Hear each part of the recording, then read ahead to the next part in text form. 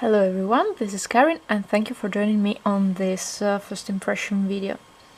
I would like to thank, I hope I'm saying it right, Gilberto de Jesus Santos for suggesting me this paper because I've never heard of it, and so I had to document myself and then go buy it. This is the paper we're talking about. It's called Khadi. And it's handmade paper from South India. They use cotton rags. In particular, I've read that they use scraps of cotton t-shirts for it, and it is basically handmade watercolor paper.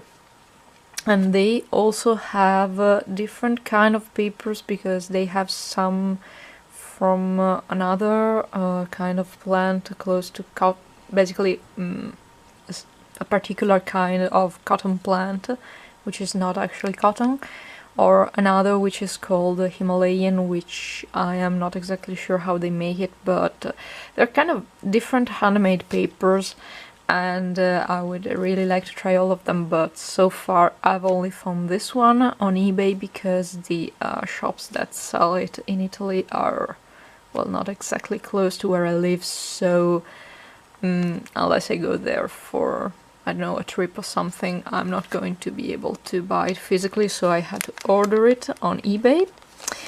And I found this set. These are the square sheets, and there are 20 of them, and it's 320 grams of weight, which is basically the medium size for watercolors.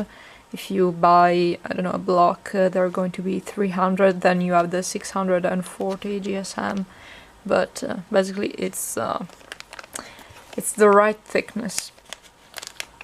And I chose the squares because they were the cheapest. I'm sorry, I don't have a lot of money, so I had to make cuts where I could. Oops. Okay. Yeah, losing the sticky. Alright, let's take them all out. Or, no, well, let's take just one out. Okay, so this is...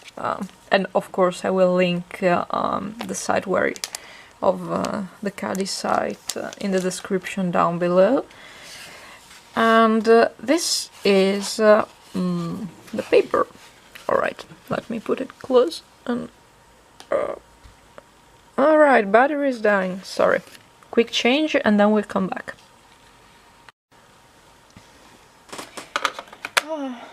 Honestly, my batteries die all the time. They like film 10 minutes and then they're dying. Alright, sorry. Okay, so this is the texture. It's not exactly, let me check. No, they do not specify if it's rough, hot press, cold press. I will have to study it more in depth. But, oh my god, where are you? Dirty already. Okay. But basically it feels like a mix between a cold press and a torsion, so a rough texture. Of course, since it's handmade, it has the ripped edges, which can be an advantage or a disadvantage depending on who you ask. So if you're framing it, it's not a problem, but if you plan on, I don't know, doing something else with it, maybe it is. Then check the back. Okay, the back looks a little bit more rough in texture, but all in all it's pretty consistent. Of course, it's thick, so it's not going to bend. Oddly enough, I thought that it being made from cotton rag would make it, I don't know, like a handkerchief kind of feel, so that it would be, I don't know, bendy. It's not, it's paper. I swear it's paper. Okay, so what I'm going to do with it is I'm going to try and use it as I would any kind of other papers. So I'm going with the a sketch, a pencil sketch, then color it, and then use my inks to do the lines. And after that, maybe, I don't know, I will try some other experiments, such as trying to tear it, or which is an effect I kind of like for gift cards. I like the ripped effect. Then I will probably try to paint on the other side to see if it can resist paint on both sides. And well, that's it. That's the program. Let's see if I can do everything, and see you after the lines are made. Okay, so second part of the video. As you can see from the comparison with the white table beneath, the paper is not exactly pure white, but more of a light cream color. While doing the sketch, I did an erasing test with a mole body eraser, and it turned out fine. The paper stayed intact and had no residue from the pencil. As soon as I started painting, I felt that my first impression of the paper texture was correct, and that it is more of a rough texture than a cold pressed one.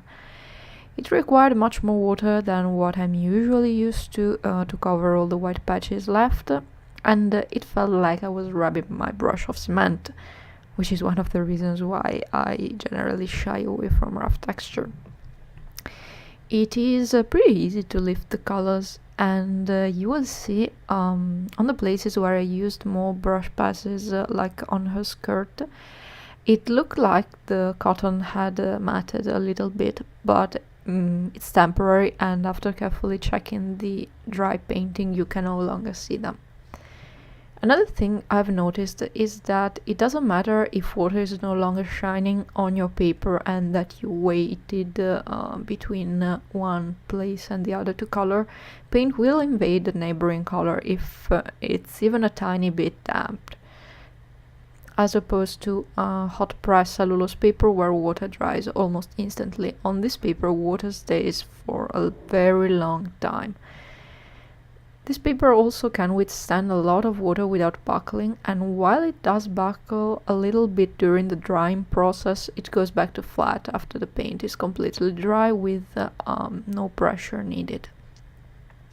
I was, however, not really satisfied with my sketch, as I felt I had little control over how I used the paint.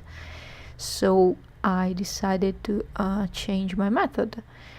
What you will see after inking is a second painting. I decided I would forego a pencil sketch and use directly watercolors.